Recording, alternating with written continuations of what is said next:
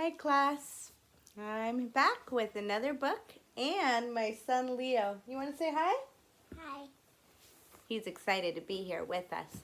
This is a book that we all love and it is called, you ready for this? Anne's Anger. And this book is about how to work with really strong emotions that we get. It's dealing with anger, but you could also apply this to sadness, loss, anything that's really hard for you to figure out. And there's some really good tools. So let's begin with Anne's Anger. This is a beautiful book.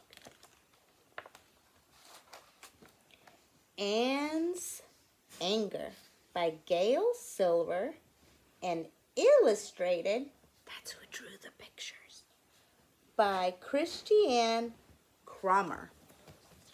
Let's begin. Look at these beautiful pictures. Does that look like something you would do? Anne was in the living room building a tower.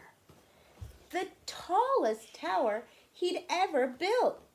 His grandfather was in the kitchen making dinner. I see carrots, a salad. They're using chopsticks. And there's that tallest tower he'd ever built.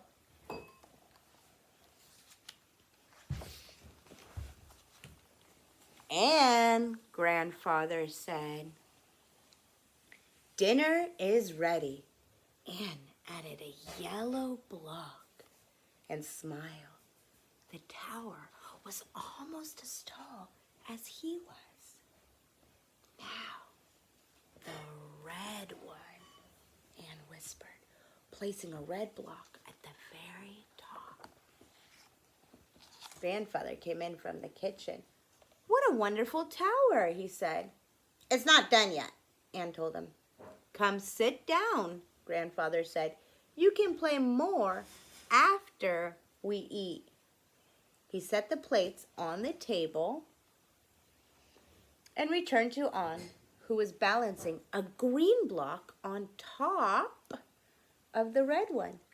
"Put your blocks down now," Grandfather said. "Dinner is getting cold." He's serious, and Anne is not listening, so he had to be a little more serious.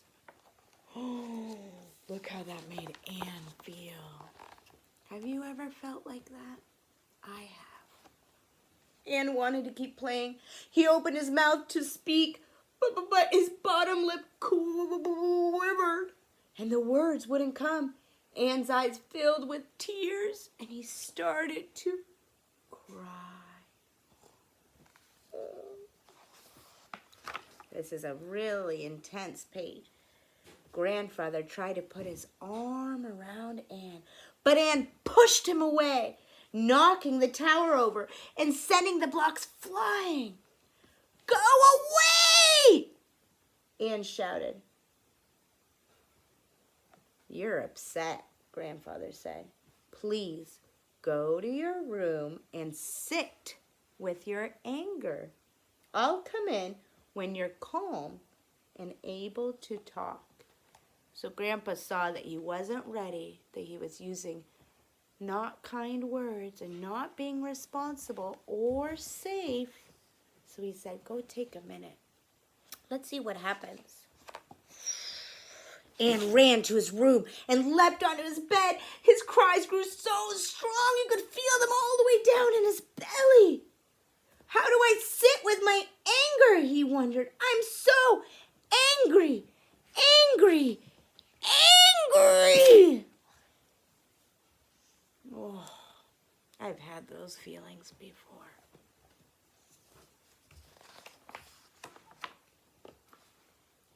"Finally," said a voice. "I was hoping you would notice me." Anne lifted his head and came face to face with a hairy, red creature.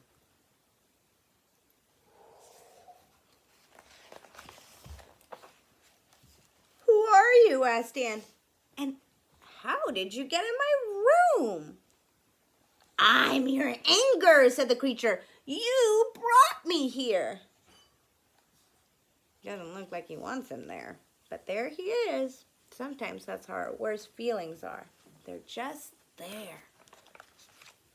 Gotta deal with them. My anger? The anger nodded. Wait, did Grandfather see you come in? I'm not supposed to talk to strangers. Don't worry, Anne. I'm not a stranger. I'm the part of you that comes out when things don't go your way. I'm right here every time you get angry. I know you feel scared when I'm around. I can make you cry. He did that. And want to hit things. Remember when he pushed Grandpa in his blocks? I can even make you say mean things to people you love. Go away. Anne's anger started to turn the knob of the bedroom door. Come on, he said. I'll show you. Anne was tempted.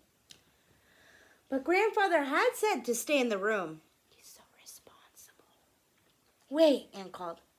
Maybe we can do something in here. Anne's anger turned and extended his hairy hand. I know just the thing, he said. What would you do with your anger if you had to sit with it? How would you acknowledge that it's there and be okay with it? Anne took his anger's hand, and together they danced all around the room. They raised their arms overhead and spun wide circles. They used their breath to make sounds like a strong howling wind. They got down on their knees and pounded the ground with their hands.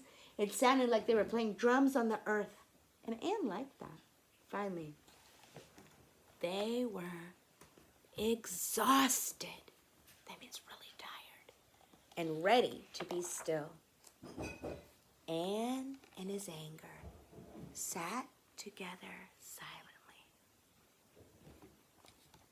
They sat. They breathed in. They breathed out.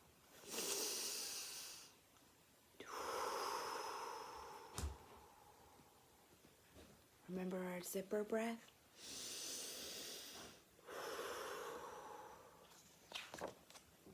And they sat some more.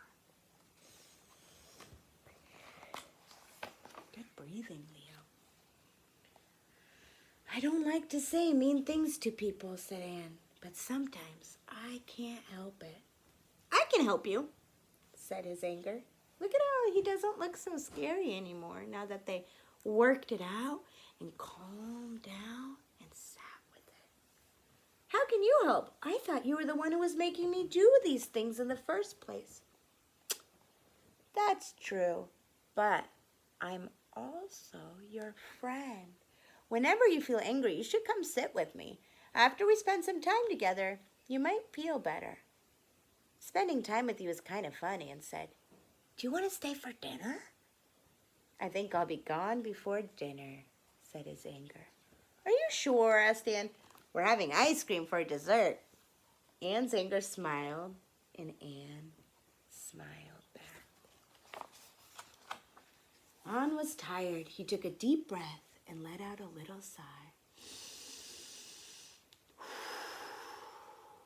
And when he did, his anger became smaller. Smaller. Anne and his anger continued to breathe together. With each in-breath, Anne's anger got a little bit smaller.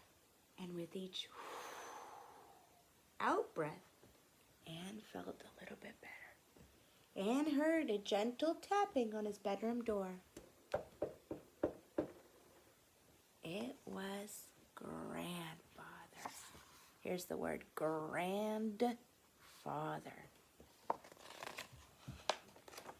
Grandfather and Anne sat together. I'm sorry I didn't listen, said Anne. I was really angry. I wanted to keep playing. Grandfather took Anne in his arms. Thank you for your kind words, he said. I sat with my anger like you asked, Anne said. But we didn't just sit. We danced and played too. Do you want to meet him? Anne looked up, but his anger was gone. Grandfather, said Anne, do you know what happened? I think I do. You took good care of your anger, and it went away. That's right, Anne said. How did you know? When I was a little boy, I met with my anger too. Really? Was it because of blocks? No, laughed Grandfather. There were no blocks. Just frogs, a lily pond, and a sun that wouldn't set.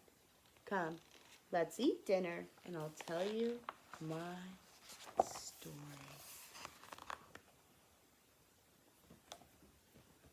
I think they're on to dessert. There's the lilies from the lily pond story, and a sunset that wouldn't set. That ends.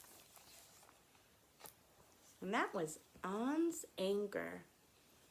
It's a really good book to know what to do with our hard feelings. Sometimes we get hard feelings, and we have to know how to deal with them. So you can sit and meditate like Anne did, where he used his breath to work through those hard feelings. And we've learned mountain breaths,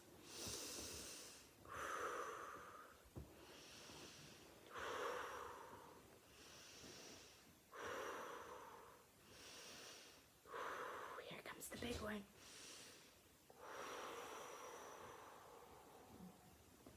We've learned zipper breaths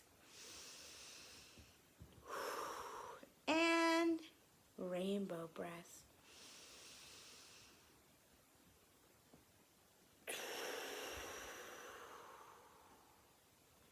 And all of these are good tools to help us. But anger itself isn't the problem. It's how we use it to hurt other people or hurt ourselves. And anger can sometimes help us know that something's not right.